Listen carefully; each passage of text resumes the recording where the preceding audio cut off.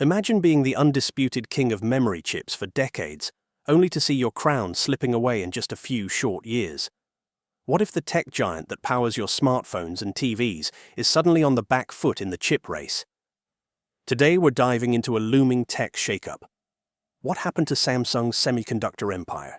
Samsung Electronics, the pride of South Korea and once a dominating force in both memory and logic chips, is facing one of its toughest moments. Its stock has plunged as investors fear it's losing out to smaller rival SK Hynix in AI memory and failing to gain on TSMC in outsourced chip making. In fact, Samsung's market value dropped by $122 billion in late 2024 amid these concerns. Just months earlier, profits were soaring and optimism was high. Now it's become a cautionary tale of how quickly fortunes can turn in the chip industry. But why is Samsung struggling now? And can they stage a comeback? Or is this the start of a long decline? Let's explore the rise and stumble of Samsung's semiconductor ambitions.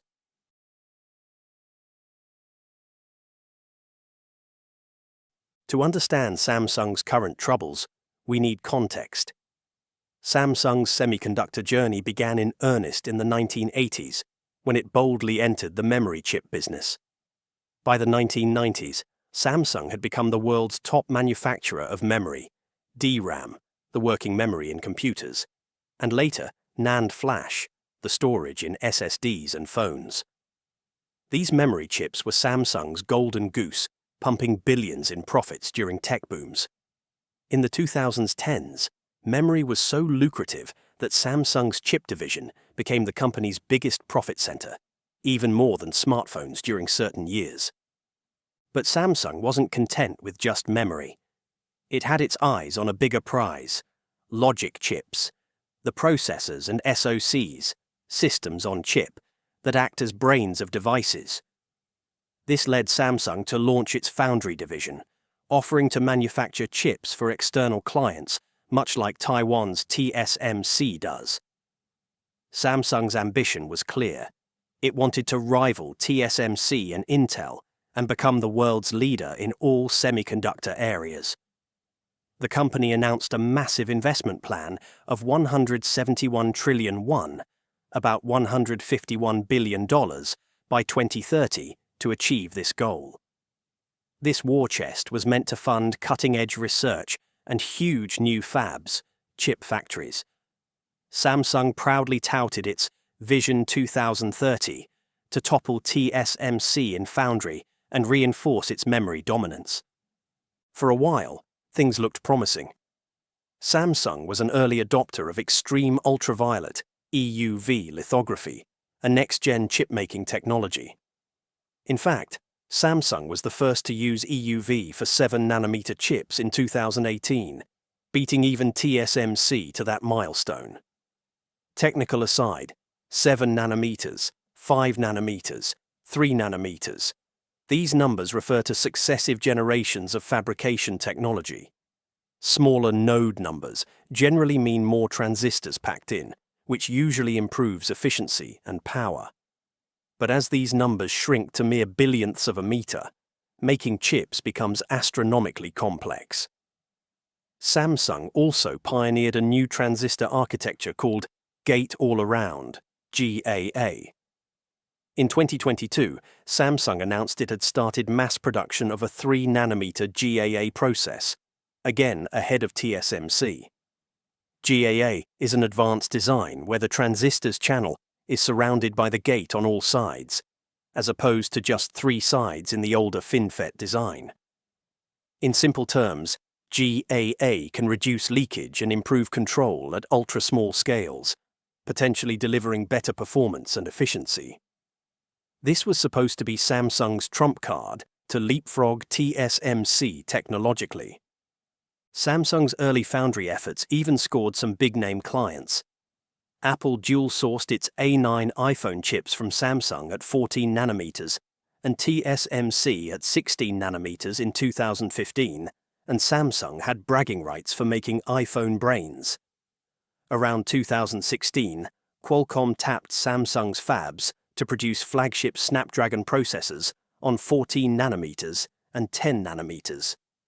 NVIDIA too used Samsung's 8-nanometer process for its GeForce RTX 3000 series GPUs in 2020. These wins signaled that Samsung could compete with TSMC on advanced chip manufacturing. Samsung also, of course, manufactured its own Exynos processors in-house.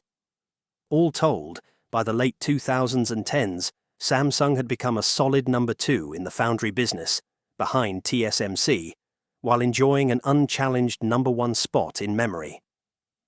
It truly seemed like a semiconductor empire. Memory dominance plus rising foundry prowess. However, in this high-stakes tech arena, today's leader can become tomorrow's laggard if they miss a beat.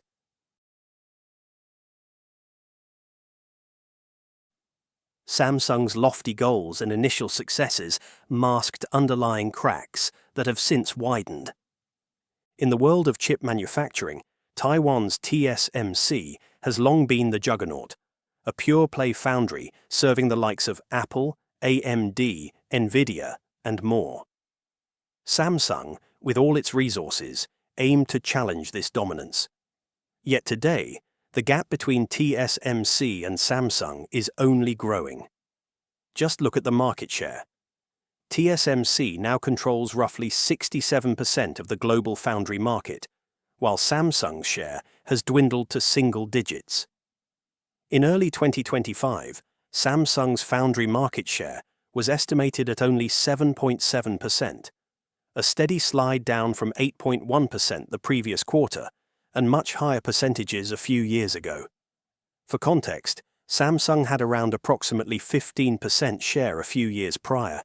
It's basically been cut in half as it loses ground. Samsung is still the second largest foundry, but it's a very distant number 2, and even that position is at risk.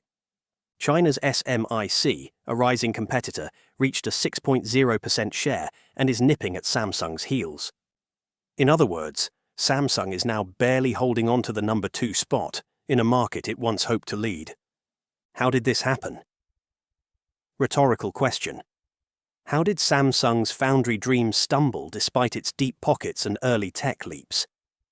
There isn't one simple answer, rather a combination of technology challenges, customer trust issues, and fierce competition. Let's break it down. Technology and yield struggles. Cutting-edge chip manufacturing is unforgiving. While Samsung beat TSMC to 3-nanometer GAA technology on paper, it struggled to get good yields, i.e., a high percentage of working chips per wafer, on those advanced nodes. In 2024, reports emerged that Samsung's 3-nanometer GAA process yields were painfully low, and this scared away potential clients. An example: Samsung's own Exynos 2500 chip, planned to use the 3-nanometer node, was reportedly yielding so poorly that it cast doubt on whether it could even be used in Samsung's next Galaxy S phone. And if Samsung can't get good yields for itself, imagine the hesitation of outside customers. High-performance chip designers like Apple, NVIDIA, and AMD prize not just the theoretical capability of a process, but its reliability and efficiency in mass production.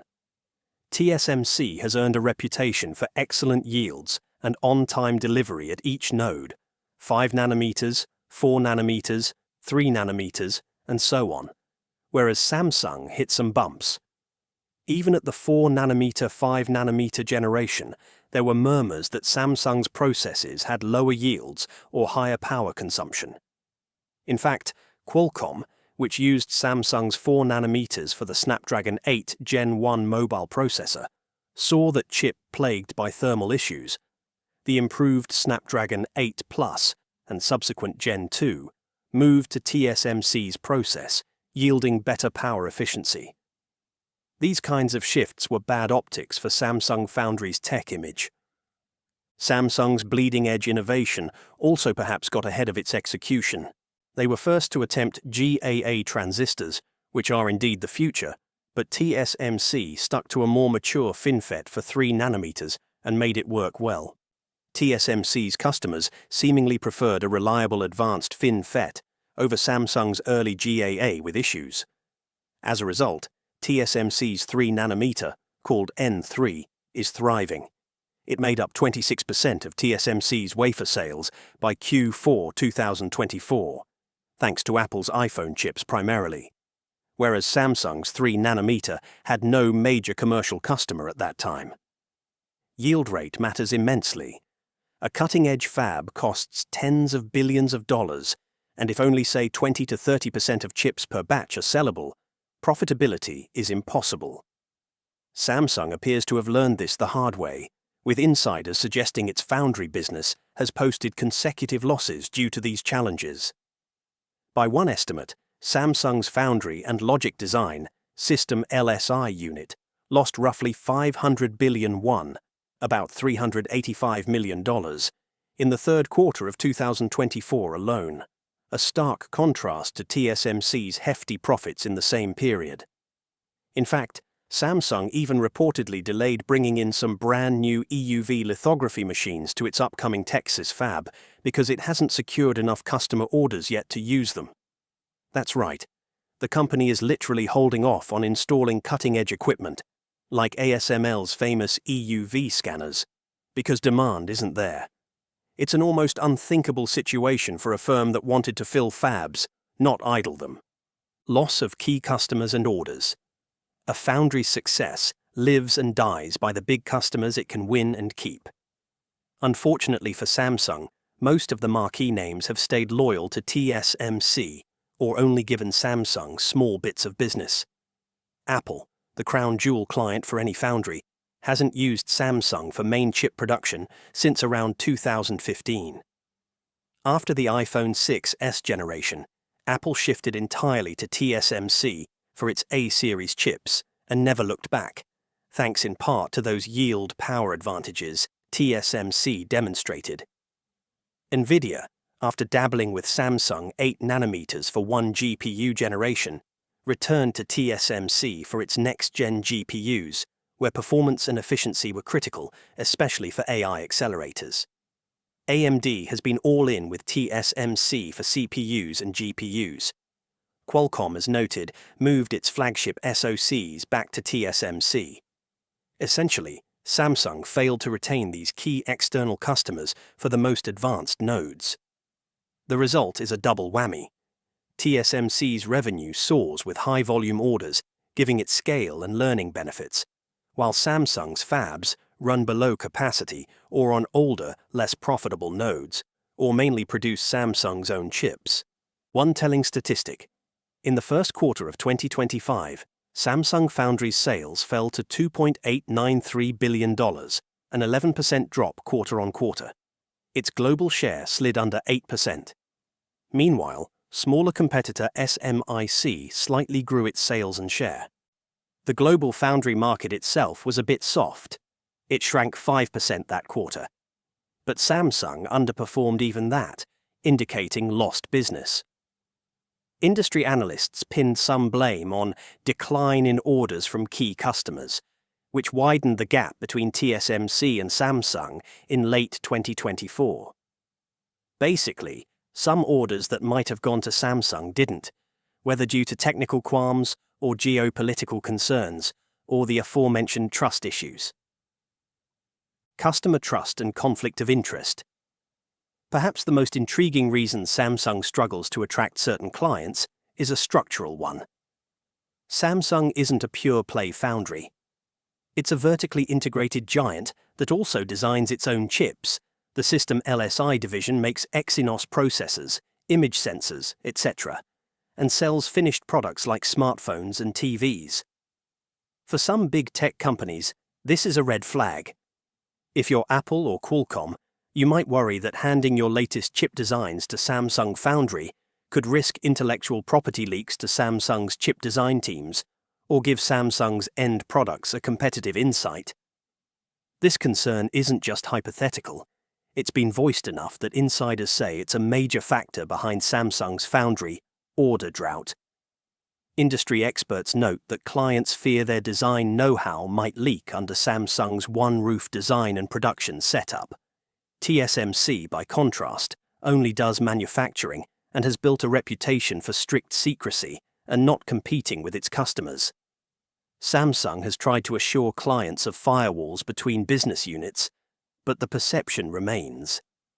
In May 2025, talk of spinning off Samsung's foundry business resurfaced as a possible solution to this conflict of interest. Some analysts argue that separating the foundry unit, and even potentially listing it as an independent company in the US, could both remove the conflict concern and allow that unit to raise capital more freely. So far, it's just speculation, but it shows how serious the trust gap is viewed in the industry. Competitor moves. Samsung's woes are exacerbated because its rivals have executed so well. TSMC's whole business is built around servicing others, and it has relentlessly kept on schedule, or only slightly behind, in each new generation. TSMC's ability to invest huge sums, over $30 billion per year in capital expenditure recently, into new capacity and R&D, with guaranteed demand from Apple and others, makes it hard to catch.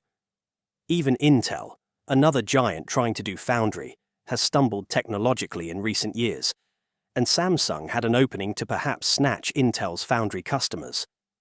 But Intel has embarked on its own turnaround plan. Even it separated its foundry arm internally.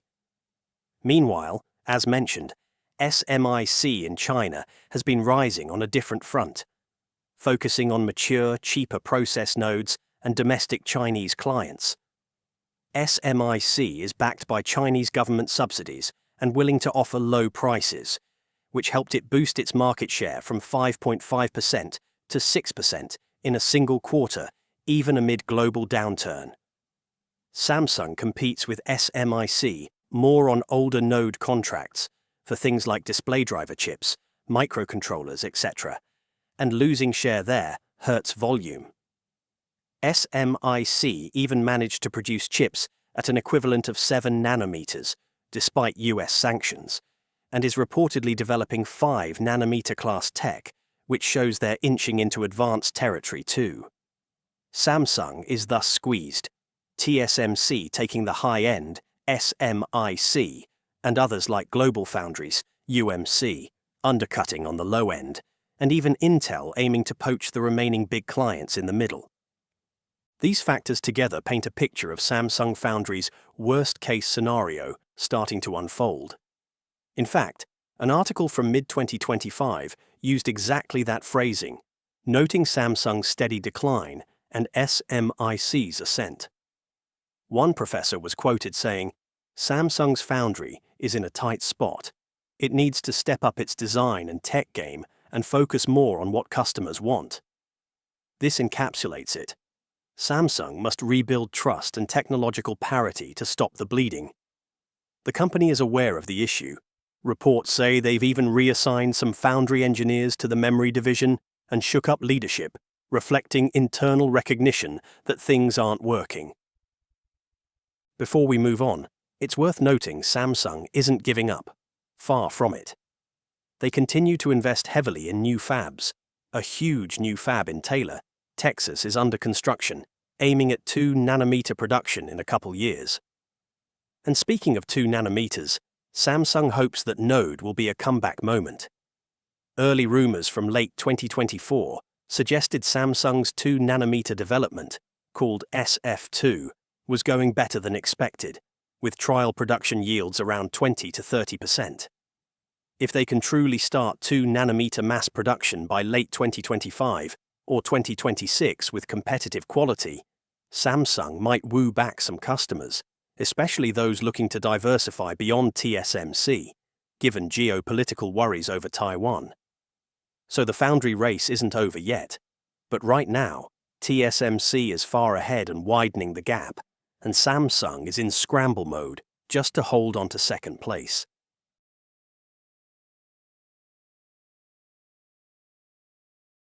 Now let's turn to Samsung's other pillar, the memory business.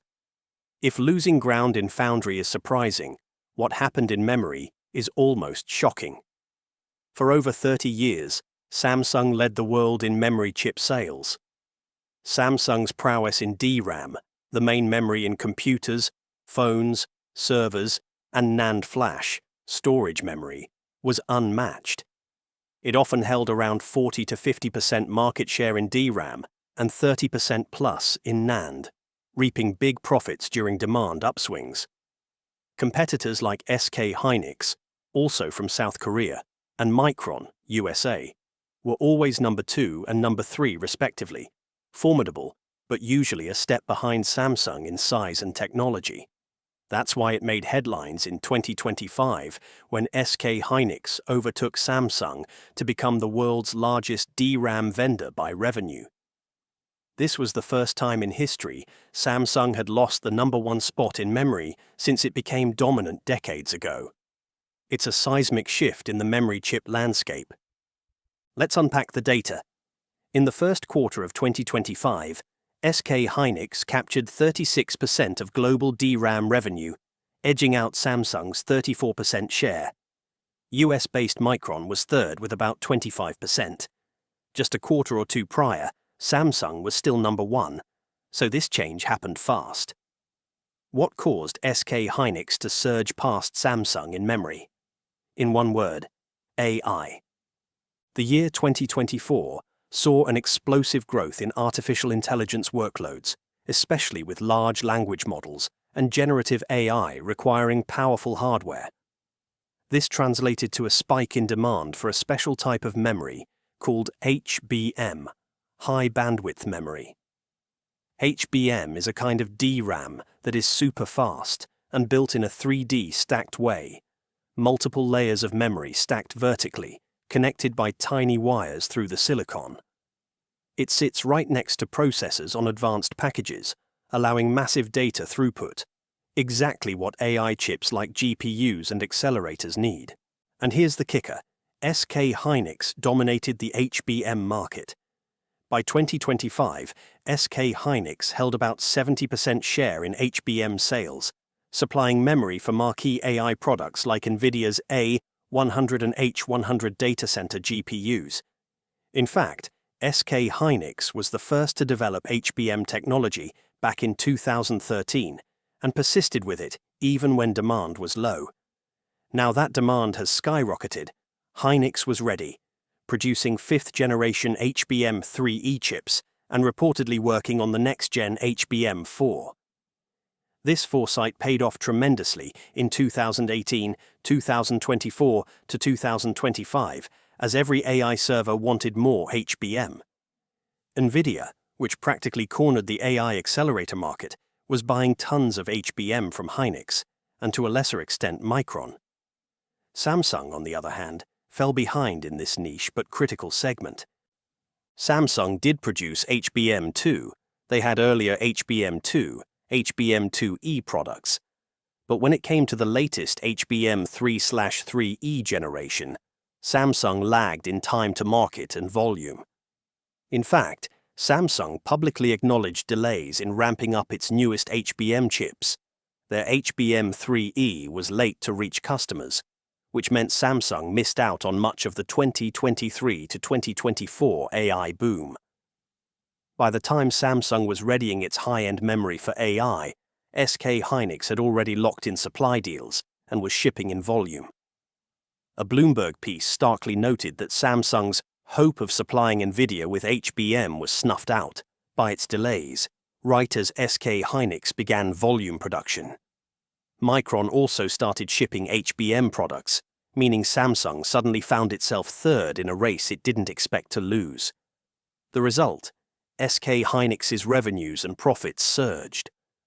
Hynix actually reported a record operating profit of 7 trillion won in Q3 2024 on the back of AI memory demand, a dramatic rebound from what had been a brutal memory downturn earlier that year. Samsung, meanwhile, saw far more modest results, even swinging to losses in its memory division during the worst of the slump. Now, it's important to note that memory chips are a famously cyclical business. The industry goes through boom and bust cycles.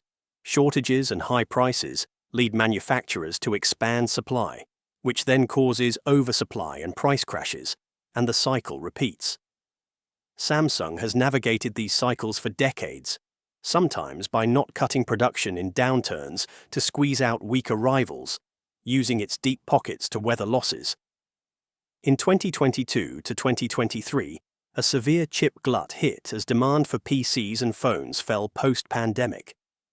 Samsung initially kept output high, causing it to post a historic loss in chips, its worst since 2009, and inventory to balloon.